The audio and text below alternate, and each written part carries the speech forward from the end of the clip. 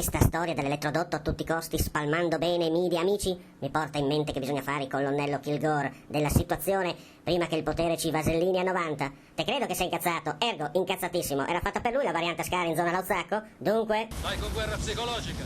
Qui è Romeo Foxtrot, vogliamo ballare?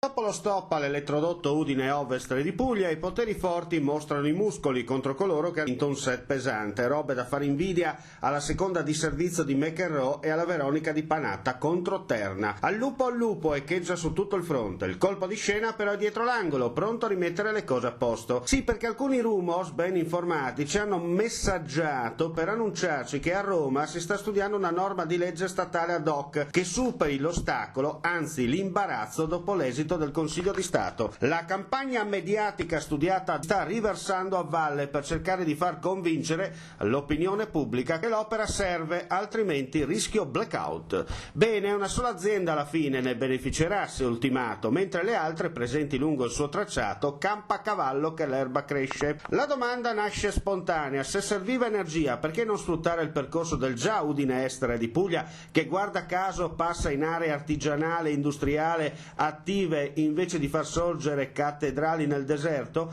Ora vediamo quanti sindaci hanno il coraggio di dire la verità. La politica marcia va estirpata, il quarto potere ha il diritto di farlo. Qui siamo in Friuli e non sotto la linea gotica. Chi ci tiene alla sua terra è il benvenuto, chi ama stare a 90 taccia e non rompa. Certo che se l'Italia è una repubblica delle banane, il Friuli può diventare una regione di bare cocui.